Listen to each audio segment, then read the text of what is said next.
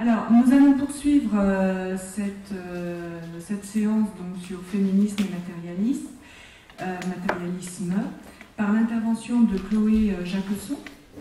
Donc, Chloé Jacquesson est doctorante en lettres modernes à l'Université Lyon 2. Donc, vous rédigez actuellement une thèse sur Monique Wittig et Nathalie Sarraute. Vous avez écrit sur Nathalie Quintane, une écrivaine contemporaine, et vous préparez actuellement un projet portant sur les méthodes critiques en études littéraires.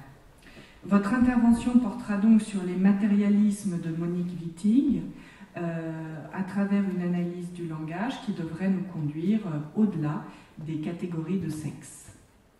Merci. On m'entend? C'est bon? Alors je vais peut-être commencer tout simplement par présenter un peu Monique Wittig. Donc Monique Wittig, née en 1935 et disparue en 2003, est un écrivain français. Elle est l'auteur de plusieurs œuvres de fiction parues de 1964 à 1999. Donc je peux citer quelques-uns de ses titres. L'Opoponax, paru en 1964, Les Guerrières en 1969, Le corps lesbien en 1973 et Paris la politique en 1999. Mais Monique Wittig est également une militante féministe. Elle participe au mouvement de libération des femmes dès ses débuts en 1970 et elle est l'auteure de plusieurs essais politiques qui ont été rassemblés sous le titre La pensée straight. Voilà. Elle est également l'auteure d'une thèse sur la pratique littéraire qui s'intitule Le chantier littéraire et qui a été récemment publiée, notamment grâce au travail notamment de Yannick Chevalier, ici présent. Nous avons donc affaire à une œuvre aux multiples facettes qui s'écrit, ce n'est pas d'anodin, entre la France et les États-Unis, où elle vit à partir de 1976 et jusqu'à sa disparition. C'est à partir de ce moment-là, de son départ pour les États-Unis, qu'elle commence à écrire ses essais politiques. Et aux États-Unis, cette œuvre-là, tant littéraire que politique, est beaucoup plus connue qu'elle ne l'est en France, ou si elle circule dans les milieux militants, elle est encore relativement invisible à l'école et à l'université, et plus encore aux yeux du grand public. Je dis relativement parce qu'il faut quand même mentionner qu'il y a eu 2 colloques en France sur son œuvre, le premier en 2001 à Paris et le second en 2009, dirigé notamment par Yannick Chevalier. Les actes de ce colloque ont été publiés sous le titre « Lire Monique Wittig aujourd'hui ». Je vais maintenant peut-être m'expliquer sur mon titre. Donc, les matérialismes de Monique Wittig. J'ai placé les S entre parenthèses parce que je voulais rendre manifeste une hésitation entre le singulier et le pluriel. Le pluriel vise la multiplicité des sens qu'on peut donner au terme matérialiste appliqué à l'œuvre de Wittig, et le singulier porte l'hypothèse qu'on pourrait parler d'un matérialisme wittiguien. Donc, j'essaierai de montrer que les échos de plusieurs traditions matérialistes se rencontrent dans l'œuvre de Wittig. On peut en distinguer au moins 2, une tradition théorique et politique héritée du marxisme, et de l'autre une tradition littéraire. Voilà. Et quant à la première partie du titre, donc il s'agit de 2 citations à travers le langage et au-delà des catégories de sexe. Il s'agit donc de 2 syntagmes tirés du discours de Wittig qui sont très simples et qui en même temps pourraient être pris comme emblème de sa position et de sa pratique. Le second, au-delà des catégories de sexe, met l'accent sur ce qui est l'horizon radical de l'œuvre de Wittig, et à savoir un dépassement des catégories de sexe. Et le premier, à travers le langage, met l'accent sur le domaine privilégié par Wittig, à savoir le langage. Je chercherai à montrer que l'un et l'autre domaine sont intimement liés et que l'analyse matérialiste des rapports sociaux de sexe est redevable d'une réflexion sur la matérialité du langage et vice-versa. L'objectif de mon exposé est double. Il s'agit de présenter l'œuvre littéraire et théorique de Wittig sous l'angle de la notion de matérialisme, et d'autre part, montrer que cette œuvre réinterprète de façon originale plusieurs traditions matérialistes qui se rencontrent, se remotivent, et de façon à ce que son œuvre constitue un exemple singulier, parfois paradoxal, d'actualisation du matérialisme. Donc je procéderai en 4 temps. Dans un premier temps, je vais expliquer en quoi Monique Wittig est féministe matérialiste. J'essaierai d'exposer un peu les grandes lignes de ce courant de pensée, mais je passerai assez rapidement pour en venir à ce qui intéresse plus particulièrement Wittig, à savoir la critique de l'hétérosexualité comme régime politique. Ça, ce sera mon deuxième point.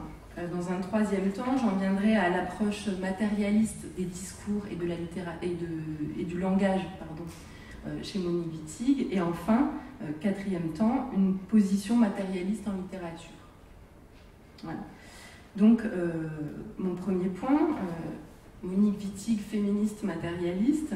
Je vais commencer par peut-être tout simplement expliquer très rapidement, très succinctement ce qu'est le féminisme matérialiste. Donc l'expression féminisme matérialiste apparaît sous la plume de Christine Delphy. Elle désigne un ensemble d'écrits, de réflexions théoriques et de recherches qui prennent pour objet les rapports sociaux de sexe et qui appliquent les principes de l'analyse marxiste. Ces recherches se sont développées dans le sillage du mouvement de libération des femmes à partir de 1970 en France. On peut citer quelques noms. Christine Delphy, qui est une sociologue qui a travaillé notamment sur le travail domestique, Colette Guillaumin, qui a fait des travaux à la fois sur le racisme et sur le sexisme, et Nicole Claude Mathieu, qui est une anthropologue qui a notamment travaillé sur la conscience des dominés. Et puis évidemment Monique Wittig et d'autres. Avec les outils de la sociologie ou de l'anthropologie, ces féministes étudient les structures matérielles ou socio-économiques du patriarcat. Pour donner un exemple concret, Christine Delphy s'attache à montrer que le patriarcat repose en grande partie sur l'exploitation du travail domestique des femmes, sur la non-reconnaissance de ce travail, qui est un travail non rémunéré, et sur son appropriation par la classe des hommes. Les analyses des matérialistes en général visent à montrer que les hommes et les femmes forment des groupes sociologiques ou des classes, et que ces groupes, classes, sont le produit d'une relation d'exploitation organisée par un système économique, politique et culturel. Je peux peut-être tirer du texte de Wittig une formule qui pourrait être assez emblématique du féminisme matérialiste. C'est l'oppression qui crée le sexe et non l'inverse.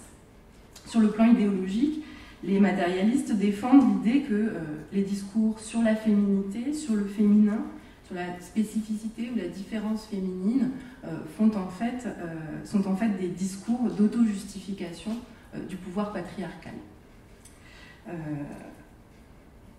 Je vais simplement évoquer très rapidement la question de l'héritage critique du marxisme chez ces théoriciennes et chercheuses. Si l'on suit Christine Delphy, la notion de matérialisme est un emprunt au marxisme, une façon de se situer clairement sur le plan de l'analyse des structures socio-économiques. Mais il s'agit d'un emprunt critique qui intègre également un certain nombre de reproches formulés à l'encontre du marxisme. Je vais indiquer quelques-uns de ces reproches très rapidement. Tout d'abord, les féministes matérialistes contestent la hiérarchie des oppressions et donc la hiérarchie des priorités dans la lutte. Si pour elles, les structures du patriarcat s'articulent bien aux structures du capitalisme, il n'en demeure pas moins qu'elles ont leur fonctionnement spécifique qui appelle des outils, des cadres d'analyse adéquates et une attention particulière. Deuxièmement, elles reprochent au marxisme de considérer que les rapports sociaux de sexe, au sein de la famille par exemple en particulier, ne relèvent pas finalement de l'histoire. Et enfin, elles considèrent que le marxisme n'offre pas les outils nécessaires pour poser une question qui va être importante, c'est celle de la subjectivité individuelle des sujets opprimés. Monique Wittig, comme je l'ai indiqué, fait pleinement partie de ce courant. Elle cite régulièrement les travaux de Delphy, de Guillaumin, de Claude Mathieu, et va participer un certain temps à la revue Questions féministes. Mais ses propres réflexions s'orientent principalement vers la critique de l'hétérosexualité Et à travers ses écrits émerge une théorie radicale du lesbianisme qui va jouer un rôle assez important dans le champ théorique féministe. Donc j'en arrive à mon deuxième point, un matérialisme lesbien. Voilà, donc le lesbianisme est un thème central et constant dans l'œuvre littéraire de Monique Wittig. Et lorsqu'elle prend la plume pour exprimer ses idées féministes au milieu des années 70, c'est encore la question du lesbianisme qui va se trouver au centre de ses préoccupations. Mais si elle dénonce alors clairement l'oppression spécifique dont les femmes, mais aussi les hommes homosexuels font l'objet, son propos ne se borne pas à revendiquer des droits pour eux, ni à dénoncer l'homophobie. Son propos est d'ordre beaucoup plus général. Il s'agit pour elle de démonter ce qu'elle appelle, je cite, le « cela va de soi hétérosexuel », qui a cours dans la société tout entière, y compris d'ailleurs dans le mouvement féministe. Alors que dénonce-t-elle exactement? Le fait que l'hétérosexualité ne soit jamais interrogée d'un point de vue politique, qu'elle soit généralement considérée comme la forme naturelle, dans tous les sens du terme, de la sexualité et de l'organisation sociale. A l'inverse, Wittig analyse l'hétérosexualité en tant que régime politique. Régime politique organisant l'exploitation des femmes par la classe des hommes, via le travail domestique ou via le travail reproductif. Parallèlement, elle va apporter une définition neuve du lesbianisme qui s'inscrit dans un contexte plus large de mise au jour des enjeux sociopolitiques des sexualités. Être lesbienne, selon Wittig, c'est assumer une position et une posture politique de remise en question radicale des catégories de sexe. Et dès lors, le lesbianisme ne peut plus ou ne doit plus être considéré comme une question annexe, secondaire au sein du féminisme, au prétexte qu'elle relèverait de la vie intime des individus, ou qu'elle concernerait une minorité de femmes. En ce sens-là, c'est bien à une critique interne du féminisme que se livre Wittig. Donc c'est cette théorie du lesbianisme que je vais essayer de restituer maintenant, en commençant par citer une phrase célèbre. Donc c'est une phrase que Wittig prononce à la fin d'une conférence donnée aux États-Unis en 1978. Donc Wittig dit « Les lesbiennes ne sont pas des femmes ». Alors cette affirmation, surprenante à première vue, surtout quand on la sort de son contexte, est en fait la conclusion, telle que la formule Wittig, d'une analyse matérialiste. Pour aboutir à cette conclusion, Wittig part en effet du principe que, je cite, « Ce qui fait une femme, c'est une relation sociale particulière à un homme, relation qui implique des obligations personnelles et physiques, aussi bien que des obligations économiques. Relation à laquelle les lesbiennes échappent en refusant de devenir ou de rester hétérosexuelles. » Donc clairement, Wittig analyse la situation des lesbiennes avec ses concepts matérialistes, les lesbiennes devenant, je cite, des transfuges de leur classe. Réciproquement, la vision du lesbianisme qui en résulte doit, selon Wittig, renforcer le féminisme matérialiste. Alors, cette analyse a sans doute ses limites, et Wittig d'ailleurs y apporte elle-même des nuances et des correctifs qu'évidemment la phrase que je viens de citer ne laisse pas forcément voir. Et au moment où ce texte a été, où la conférence a été prononcée, puis le texte a été publié, cette radicalisation n'a pas forcément été acceptée, et notamment par d'autres féministes matérialistes, pour plusieurs raisons. La plus importante, celle qui ressort vraiment, c'est le risque d'une rupture de solidarité entre les hétérosexuels et les lesbiennes, rupture qui serait préjudiciable au mouvement féministe d'un point de vue stratégique. Mais il y a dans les textes de Wittig un certain nombre d'énoncés qui montrent qu'elle n'est pas dans une perspective séparatiste. L'objectif final n'est pas de créer une catégorie à part, une société lesbienne isolée, mais bien de détruire les catégories de sexe. En ce sens-là, son projet concerne tout le monde. Wittig soutient que parce que les lesbiennes se soustraient aux obligations et aux contraintes qui s'exercent sur les femmes, elles n'appartiennent pas à la classe des femmes.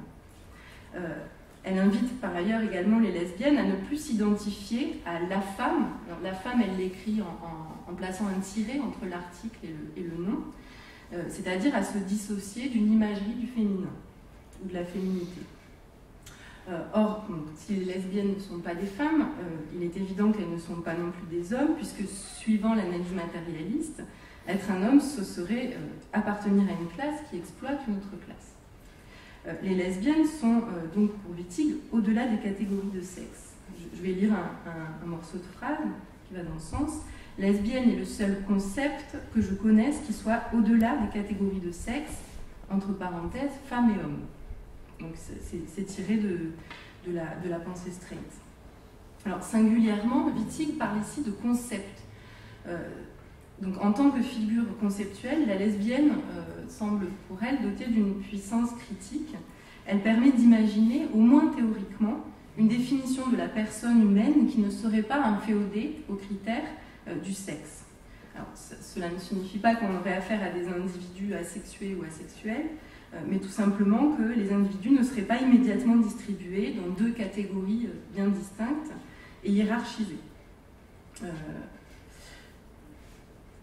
On constate que Wittig relie donc explicitement la destruction des catégories de sexe, qui doit être selon elle l'objectif du féminisme, et l'élaboration d'une définition ouverte et accueillante de l'humain. Mais plus concrètement, sans doute, Wittig promeut également l'idée que les lesbiennes sont avec d'autres sujets minoritaires, dépositaires d'un point de vue minoritaire qui permet de voir le monde autrement que ne l'imposent les modèles dominants. Le lesbianisme désigne chez elle une position décentrée depuis laquelle la société hétérosexuelle perd son caractère d'évidence. Teresa de Lauretis, qui est une théoricienne qui travaille aux États-Unis, enfin qui est italienne, qui travaille aux États-Unis, affirme que l'œuvre de Wittig accomplit, je cite, une mutation épistémologique. Elle écrit également que cette œuvre ouvre un espace conceptuel inédit, permettant de penser ce qui était avant elle impensable, ce qui était dans l'angle mort du rétroviseur, pour reprendre une de ses images. Cette interprétation me paraît assez juste et elle a l'avantage de mettre en avant que Wittig a pris pour objet principal des catégories, des concepts, des schèmes de pensée, des discours. Voilà. Et c'est cet ensemble-là qu'elle a pris pour objet, elle l'a appelé la pensée straight. C'est ce qui explique le titre du recueil. Et la pierre angulaire de la pensée straight est, selon elle, ce qu'on appelle la différence des sexes. Donc j'en viens ainsi à mon troisième point, qui est de montrer que Wittig a également une approche matérialiste des discours et du langage. Voilà. Donc, si Wittig s'intéresse tant aux discours, c'est qu'elle estime qu'ils sont susceptibles d'exercer une violence sur les sujets opprimés. Par exemple, ce qu'elle dit au sujet des discours de la psychanalyse, c'est que, je cite, « Ces discours parlent de nous et prétendent dire la vérité sur nous dans un champ apolitique. Leur action sur nous est féroce, leur tyrannie sur nos personnes physiques et mentales est incessante. Quand on recouvre du terme généralisant d'idéologie au sens marxiste vulgaire tous les discours du groupe dominant, on relègue ces discours dans le monde des idées irréelles. On néglige la violence matérielle qu'ils font directement aux opprimés, violence qui s'effectue aussi bien par l'intermédiaire des discours abstraits et scientifiques que par l'intermédiaire des discours de grande communication. J'insiste sur cette oppression matérielle des individus par les discours. » Donc, cette violence dont il est question, Wittig la qualifie avec insistance de matériel. On peut interpréter cela de deux façons. Soit on considère que Wittig rompt ici avec l'approche matérialiste marxiste en se focalisant sur les violences discursives et symboliques, soit on considère qu'elle travaille à l'intérieur d'un cadre matérialiste à faire admettre l'importance du langage et des discours. Il me semble que c'est évidemment cette deuxième interprétation qui est la plus pertinente. Reste à comprendre quelle conception du langage cette position engage. Donc l'attention particulière que Wittig porte à l'ordre discursif et langagier est surtout perceptible dans la part importante qu'elle taille aux analyses de la catégorie grammaticale du genre. Je ne développerai pas vraiment cette question, mais je soulignerai juste que pour elle, on ne peut étudier la situation socio-économique des sujets opprimés sans analyser également ce qui se passe au niveau du langage. En réalité, l'un et l'autre niveau sont mêlés.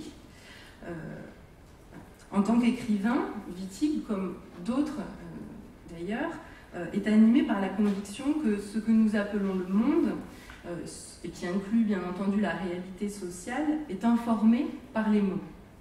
Cela signifie d'abord que ce que nous percevons de ce que nous sommes, de ce qui nous constitue ou nous entoure, n'est pas séparable des catégories langagières et conceptuelles que nous utilisons. Mais ce n'est pas seulement une affaire de conditionnement psychologique de la perception. Ce qui fait l'originalité de la pensée de Wittig, et aussi peut-être un peu son étrangeté, c'est qu'elle pousse au bout ce raisonnement en affirmant que le langage exerce une action matérielle sur le réel.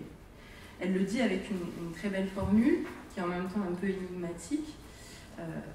Donc je cite, « Le langage projette des faisceaux de réalité sur le corps social, il l'engloutit et le façonne violemment.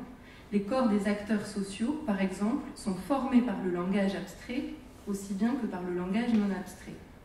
Car il y a une plastie du langage sur le réel. » Alors le terme plastie désigne en chirurgie la modification ou la restauration d'un tissu ou d'une partie du corps. Le propos de Wittig rejoint ici la position constructiviste qui est celle des féministes matérialistes.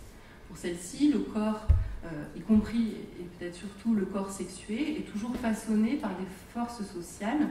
Cela signifie notamment que l'organisation sociale, assignant des tâches, des activités, des façons de se vêtir et de s'alimenter, qui forment et transforment les corps, jouant sur la taille, le poids, les postures, la force. Pour Wittig, le langage lui aussi intervient dans ce processus. Et c'est cette idée d'une plastie, du langage sur le réel, Wittig la rapporte dans un premier temps au domaine de la sociolinguistique. Mais dans le chantier littéraire, donc qui est sa thèse sur la pratique littéraire, elle déplace la question sur le terrain de la littérature, ou plutôt elle dit vouloir aborder cette question en écrivant. Dans le chantier littéraire, Wittig écrit « Employer un mot, l'écrire ou le parler, a sur la réalité matérielle un impact, un effet comparable à celui d'un outil sur un matériau. Un mot agit par sa matérialité, le mot écrit touche le lecteur, la parole frappe l'auditeur, et cela même si pour avoir un effet durable, le mot doit avoir un sens, puisque le signifié prend forme dans le signifiant. On ne peut pas les dissocier dans leurs effets. Signifié et signifiant ne sont plus qu'un dans cette forme matérielle qui agit. » Donc on retrouve la conception que j'évoquais à l'instant, mais Wittig a introduit ici deux notions, donc signifié et signifiant, qui forment un couple. Cette division entre signifié et signifiant vient de la linguistique pseudo-saussurienne.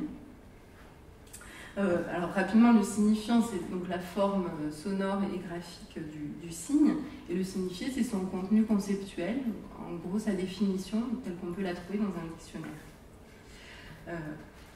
Alors, la distinction signifié-signifiant a joué un rôle important, en particulier en littérature, parce qu'elle a attiré l'attention sur les entités concrètes, matérielles qui composent la langue. Mais ici, Wittig insiste plutôt sur l'interdépendance des deux dimensions du signe. Et elle refuse implicitement deux positions symétriques, celle qui consisterait à ne voir que le sens et celle qui consisterait au contraire à négliger le sens. Alors, pour faire comprendre cette position à ses lecteurs et ses lectrices, elle utilise une analogie. Je cite, « La nature du langage est comparable à la nature de la lumière. La matière de la lumière est invisible, et les uns ont jugé que cette matière était d'ordre ondulatoire, et les autres d'ordre corpusculaire, jusqu'à ce qu'on découvre pratiquement qu'elle participe des deux ordres, qu'elle est à la fois ondulatoire et corpusculaire. » Cette analogie est tirée du chantier littéraire. Alors ici, Wittig fait allusion à un débat important de la physique qui commence au XVIIe siècle et qui se poursuit jusqu'au XXe et qui conduit à la prise en compte de ce qu'on a appelé la dualité onde-corpuscule dont il a été question hier. Singulièrement, c'est donc à la physique que Wittig se réfère ici. Or, cette allusion à la physique n'est pas isolée ni anodine, puisque Wittig va même jusqu'à écrire qu'il faudrait faire, je cite, une sorte de physique du langage qui traiterait des mots et de leurs effets en ce que cela intéresse la littérature. C'est toujours dans le chantier littéraire. Donc on peut d'abord y voir une volonté chez Wittig de fournir des bases résolument matérialistes à sa réflexion. Par ailleurs, l'association des termes physique et littérature a indéniablement un effet démystificateur. Mais en s'affiliant à une discipline qui fait partie des sciences dures, dites dures, Wittig marque aussi une distance vis-à-vis de la linguistique et plus généralement de la constellation des sciences humaines qu'elle considère imprégnée de l'idéologie de la différence des sexes. Cette association des termes physique et littérature n'est pas anodine. C'est que le matérialisme de Wittig, finalement, lui désigne l'écriture et la lecture littéraire comme des activités dans lesquelles s'éprouve le plus pleinement la matérialité du langage. Donc j'en viens à mon quatrième et dernier point, qui est de montrer que Wittig a également une position matérialiste en littérature. Alors pour ne pas trop dépasser mon temps de parole, je vais me concentrer sur un des trois points que je voulais soulever, qui me paraît peut-être le plus important. C'est la question du rapport entre littérature et politique. Donc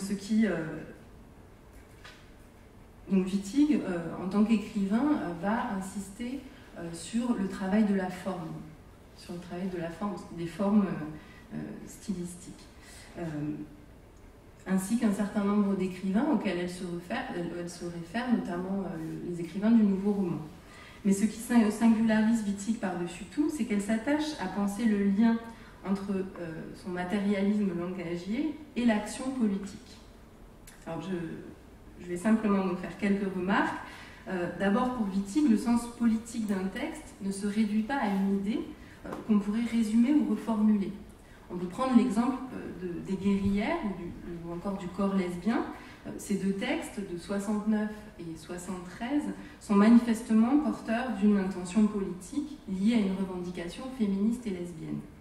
Pour autant, il serait très difficile d'en tirer un message clair et univoque.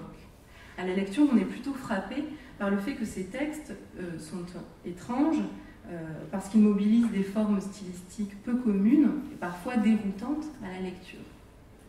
Dans le Corps lesbien, par exemple, on a affaire à ce qu'on pourrait appeler une fiction au sens très large, mais on n'a pas d'histoire articulée autour d'intrigues, pas de personnages, mais seulement des instances de discours.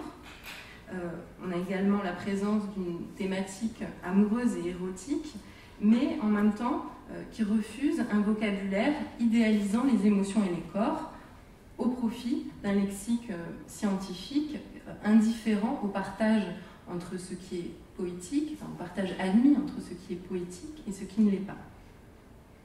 Alors je vais quand même lire un court extrait du Corps lesbien. Mon clitoris, l'ensemble de mes lèvres sont touchés par tes mains. À travers mon vagin et mon utérus, tu t'introduis jusqu'à mes intestins en crevant la membrane. Tu mets autour de ton cou mon duodénum rose pâle assez veiné de bleu.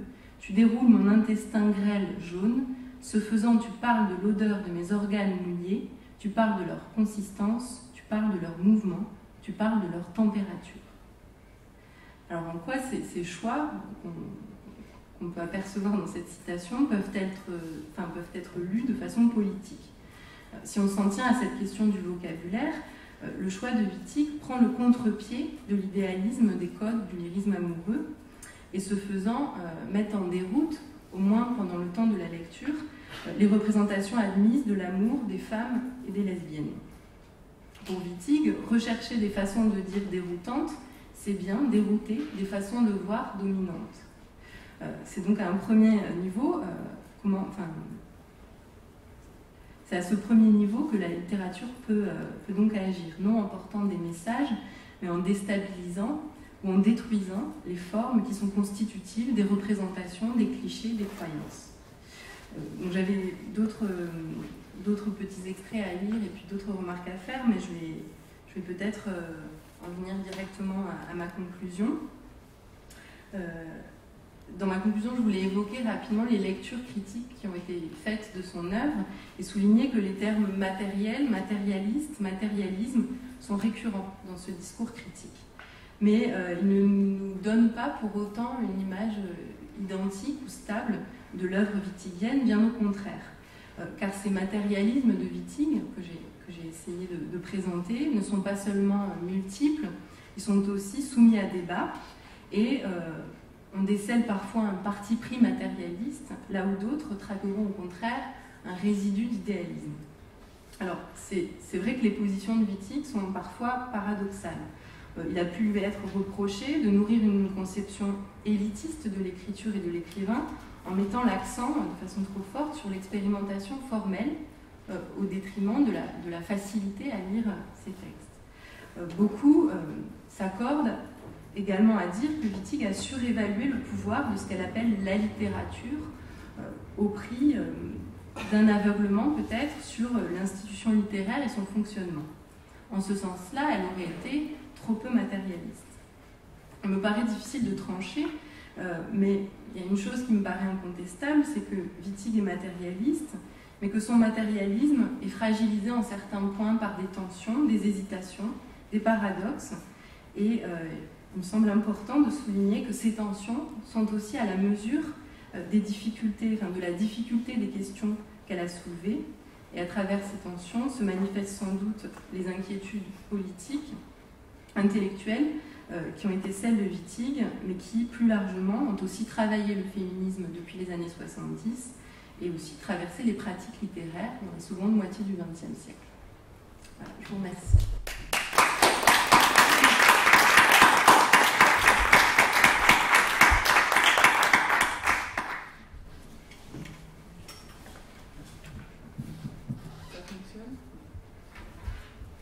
Celui-ci, bonsoir. Oui. Alors, merci à vous, déjà, pour cet exposé, j'ai envie de dire, extrêmement précis et qui nous réintroduit au cœur de la matérialité du langage. Il y a vraiment une effectivité du langage. Là, est-ce qu'il y aurait des questions? Non? Oui? Bravo pour votre exposé. Je n'ai pas bien compris pourquoi cette dame prend pour hypothèse qu'il y a des oppresseurs et des opprimés et qu'à partir de ça, elle déroule pratiquement tout son raisonnement. Est-ce que par exemple dans un couple lesbien, il n'y a pas de hiérarchie comme il y en a une dans un couple normal? Enfin normal entre guillemets. Non mais un couple homme-femme, il y a une hiérarchie qui existe, c'est pas toujours l'homme qui domine d'ailleurs, et je pense que du côté lesbien c'est la même chose. Donc je pense qu'il y a toute une partie de votre démonstration qui est un tout petit peu fragile à ce niveau-là, mais ce n'est que mon point de vue. Alors, je crois que je vais surtout essayer de situer ce qu'est la démonstration de Wittig et qui aussi se situe dans un contexte et un moment particulier. Et je voulais insister en fait sur la radicalité de ce qu'elle dit. Alors évidemment, on peut contester cette position de plein de points de vue et dire par exemple qu'il peut y avoir de la domination dans un couple de lesbiennes. Mais au moment où Wittig écrit ce qu'elle écrit, ces idées sont quand même très nouvelles et permettent peut-être aussi d'aller très loin dans le féminisme et de renforcer le féminisme matérialiste. Donc c'est vrai que j'ai insisté sur sa radicalité parce qu'en fait cette radicalité elle a joué un rôle moteur en fait. Voilà. Après, Wittig n'aborde pas ces questions de domination à l'intérieur d'un couple lesbien. Elle se situe aussi en tant que matérialiste du point de vue des analyses, enfin de l'analyse des structures globales de la société et des rapports sociaux de sexe. Ça ne veut pas forcément dire qu'à l'intérieur d'un couple hétérosexuel, c'est toujours l'homme qui domine par son caractère ou par ses actes. Ça veut dire que dans la société dans laquelle nous vivons, il y a quand même une domination des hommes sur les femmes. Il y a quand même des faits très concrets. Ça sous-tend, cette prise de position qui est là, ça sous-tend l'ensemble de son langage. On ne peut pas enlever cette position initiale qui est de dire des opprimés, des oppresseurs, des hommes, des femmes, et à partir de là, elle déroule des raisonnements qui sont très très intéressants. Mais quand on se trompe un tout petit peu, et même beaucoup, sur les hypothèses initiales, je pense qu'il y a quelque chose qui pose problème. Oui, mais en fait, ce ne sont pas ses hypothèses initiales, c'est ce qui fait le cœur de son travail et aussi de sa position en tant que féministe. Oui. Et à partir de ça, qui n'est pas forcément vrai, elle déroule. En quoi cette hypothèse-là de départ, elle est erronée? Moi, je veux bien entrer dans le débat. La parole. Oui, si vous voulez, votre remarque est intéressante parce que vous remettez en question même le fondement de la société et dans le monde dans lequel nous vivons. C'est comme si vous nous disiez, il n'y a jamais eu de domination des Blancs sur les Noirs. Et la domination des hommes sur les femmes ne tient pas à l'homme qui est là, qui va dominer la femme, que je suis là, mais tient bien, comme ça a été expliqué, un système politique qui fait que, en France, jusqu'en 1944, les femmes étaient considérées comme des majeures incapables. Si ça, c'est pas un système, il faudra qu'on m'explique. Monique Wittig arrive, bien évidemment, après ça, elle dit ça, et elle ne peut pas faire autrement que de raisonner et d'analyser dans le contexte qui est celui dans lequel elle vit. Elle n'invente rien. Ça vous conforte? Ces décalages ont existé, s'ils sont absolument indéniables. Mais au jour d'aujourd'hui. Ils existent toujours. Non. Enfin, je sais pas. C'est là où est le débat, c'est est-ce qu'aujourd'hui on a vraiment ces décalages de pouvoir?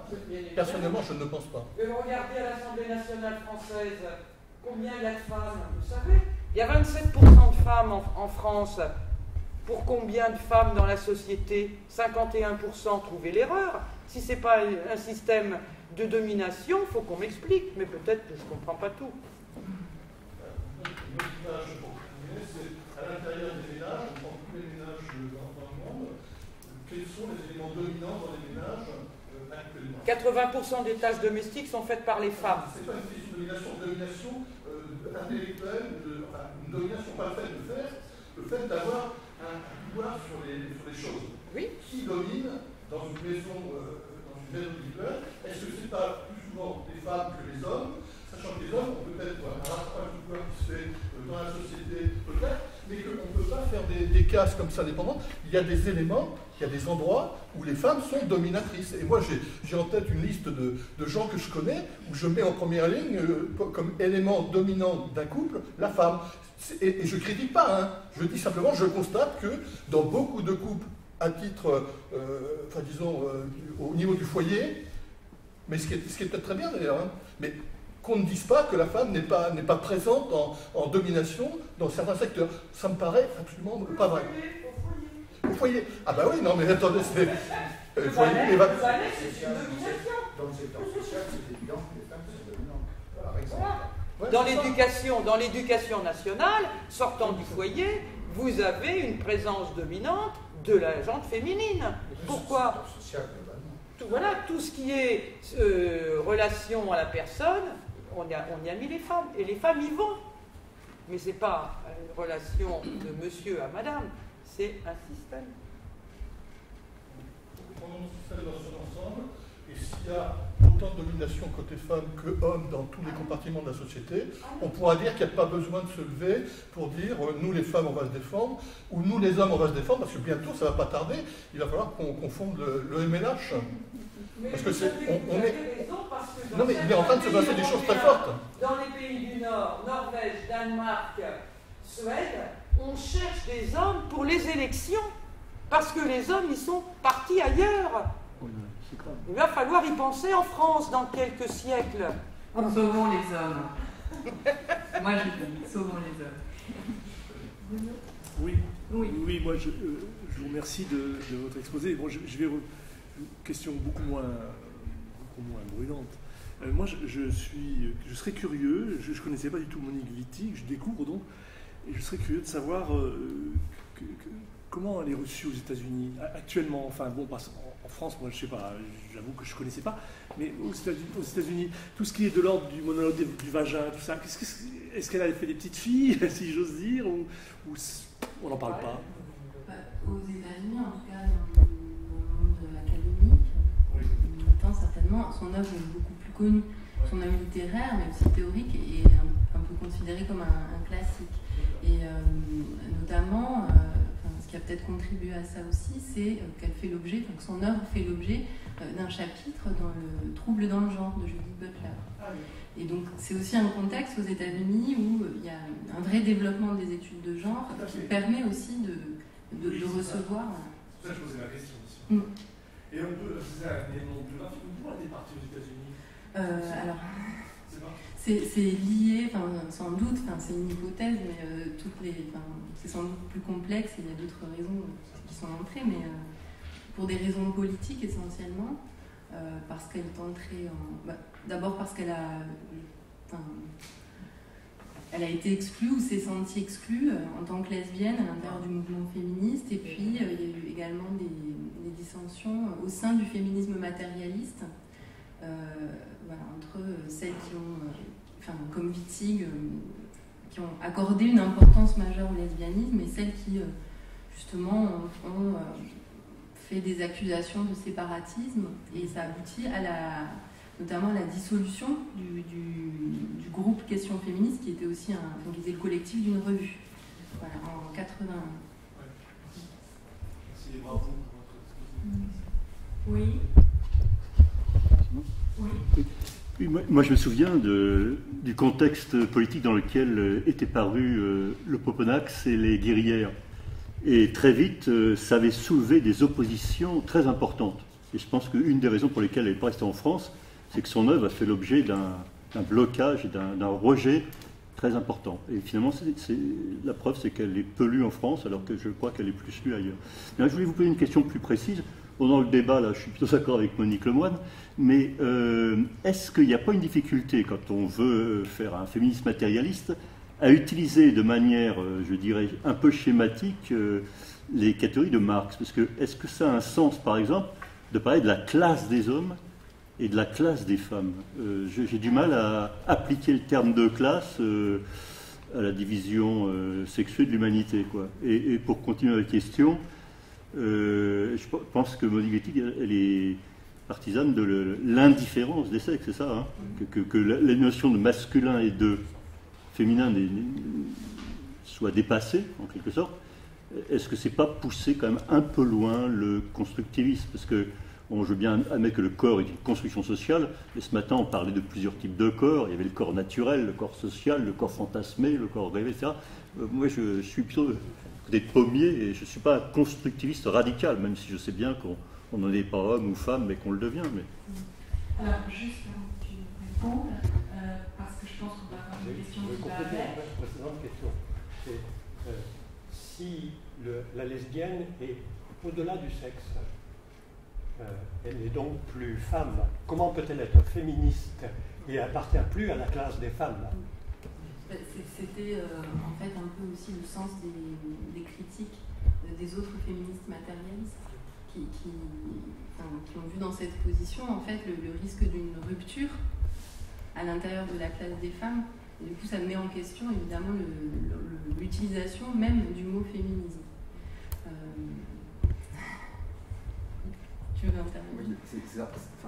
Simplement pour préciser une chose, c'est que Wittig, même après avoir dit, avoir utilisé cette phrase dans une démonstration encore voilà, mais je suis un peu excédé de voir que Wittig est tout le temps ramené à cette fameuse phrase « les lesbiennes ne sont pas des femmes », alors que ce n'est qu'un moment dans une démonstration, et que cette démonstration, personne ne la connaît, alors qu'elle me semble particulièrement solide. Donc, ce que je veux dire, c'est que Wittig a quand même été, de toutes ces femmes des années 70 qui sont entrées dans le mouvement, une des rares à assumer publiquement le fait qu'elle était féministe. C'est-à-dire, elle dit en même temps, les lesbiennes ne sont pas des femmes, enfin, elle démontre que les lesbiennes ne sont pas des femmes, et en même temps, elle dit, mais je reste féministe. À la différence d'autres personnes dont je parlerai par la suite, qui, à nos yeux, en 2014, passent pour féministes, sont dites féministes, alors même que ce sont des personnes qui ont refusé le mot de féministe. Alors que féministe n'est pas seulement une position politique en tant que femme, c'est d'abord un point de vue sur le monde. C'est d'abord un programme politique. Ainsi, il peut y avoir des hommes qui sont féministes, et dans la logique du discours wittidien, de la démonstration wittidienne, certains hommes peuvent aussi se dire lesbiennes, lesbiens. D'ailleurs, en français, le mot lesbien, la première fois qu'il apparaît, il est au masculin. Ce sont les lesbiens. On parle des hommes qui sont lesbiens. Voilà. Donc, ça me semble très important de rappeler que quand même, de toutes ces théories qui ont émergé dans les années 70, la position wittidienne, c'est toujours publiquement définie comme une position féministe. Et c'est dit comme telle et se revendique comme telle. Alors même que, par ailleurs, elle est en train de faire exploser le concept de femme, ou renonce à utiliser cette étiquette-là pour désigner sa position, mais sa position donc, est une position de lesbienne, féministe. Féministe n'impliquant pas le fait de revendiquer l'étiquette de lesbienne. Mais j'ai l'impression aussi qu'elle écarte le concept de sexe. Elle ne dit pas la lesbienne est un troisième sexe ou un autre sexe. J'ai entendu dans une citation personne. Et puis quand j'ai lu Judith Butler, j'ai trouvé ça aussi. C'est-à-dire comme si elle voulait réduire la lesbienne à être une personne sans sexe. Une personne qui ne serait pas directement perçue à travers le prisme du sexe. C'est tout simplement. Qui ne se réduit pas au sexe. Oui, Madame Crière. Je m'interroge, je suis extrêmement intéressée par votre travail, je vous remercie beaucoup par la grande clarté de votre exposé sur le féminisme matérialiste et celui de Wittig. C'est pas du tout une critique, hein, c'est vraiment une interrogation sur la complexité de ce qui constituerait une identité aussi mouvante et pas catégorisable qu'on voudrait qu'elle soit. C'est-à-dire, dans l'investissement féministe revendiqué de Wittig, est-ce qu'il n'y a pas toute ambivalence de faire valoir un libre arbitre pour dépasser les catégories de sexe et en même temps l'écueil d'une indifférenciation radicale, puisqu'il y a quand même vraiment une facticité malgré nous qu'on porte et qui nous engage quelque part. Ouais. Oui, mais je pense que l'indifférenciation pour Wittig n'est pas un écueil, c'est déjà une façon de présenter les choses qui présuppose que c'est un problème. Mais pour Wittig, ça ne l'est pas. Après, elle ne se pose pas trop la question de l'identité, en fait. Parce que il me semble qu'il y a quand même un engagement de sa part du côté d'une cause. Parlez bien dans le micro, il me semble qu'il y a quand même un engagement de sa part du côté d'une cause et en même temps la revendication de ne pas être enfermé dans une catégorie. Donc je trouve ça extrêmement intéressant, mais en même temps ça souligne vraiment la complexité de... Mais je pense qu'elle ne revendique pas seulement pour elle-même de ne pas être enfermée à l'intérieur d'une catégorie. C'est en cela que sa théorie du lesbianisme, elle est aussi féministe. C'est-à-dire qu'elle dit que cette position particulière de la lesbienne nous permet, mais aussi pour celles qui sont identifiées comme femmes, et puis pour ceux qui sont identifiés comme hommes, d'imaginer une autre façon de concevoir l'humain qui n'intégrerait pas cette partition-là, qui est en fait aussi une hiérarchisation. Je ne sais pas si j'ai bien répondu. C'est une réponse à votre question. Alors, oui. Vous voulez intervenir? Juste dire, j'essaie d'imaginer dans tout ce que vous avez dit, la femme hétérosexuelle, est-ce qu'elle peut être féministe? Je n'arrive pas à voir comment. Oui, moi je veux bien répondre. La femme hétérosexuelle peut être féministe dans la mesure... À travers ce qu'elle dit. À travers ce qu'elle dit, oui. Ouais. C'est-à-dire qu'on pourrait dire l'hétérosexuel n'est pas une femme. Pareil. Oui, en fait, c'est l'horizon. C'est ne pas se revendiquer en tant que, sexe. Enfin, c'est nier la femme. Enfin, non, mais la femme, c'est pas que la procréation. Non, mais l'histoire de l'humanité. Oui. Parce que c'est aussi l'histoire de l'humanité, si on en est à ce fonctionnement. Enfin, je ne sais pas, ça remonte tellement. Alors, il me semble peut-être que le deuxième exposé... J'avais encore une question sur le langage. Oui, on va y revenir parce que... C'est juste que la question de mon ami et camarade Yves, on n'y a pas répondu, à voir si les catégories marxistes étaient, étaient efficaces pour penser la différence homme-femme et si on pouvait penser cette différence en termes de classe. Je n'ai pas répondu à cette question parce qu'en fait, je pense que ça fera l'objet de la seconde communication. C'est pour ça, voilà, et on reprendra la suite des questions après coup.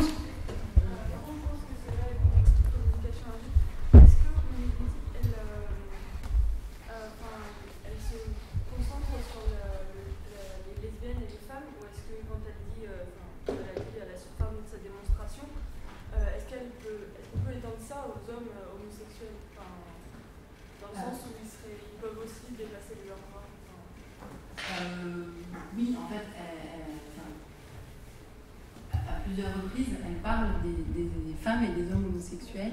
Après, elle se concentre sur le lesbianisme parce que c'est aussi à l'intérieur du féminisme, donc c'est aussi du point de vue des femmes. Mais je pense que, oui, son horizon, ce serait aussi que les hommes ne seraient plus des hommes.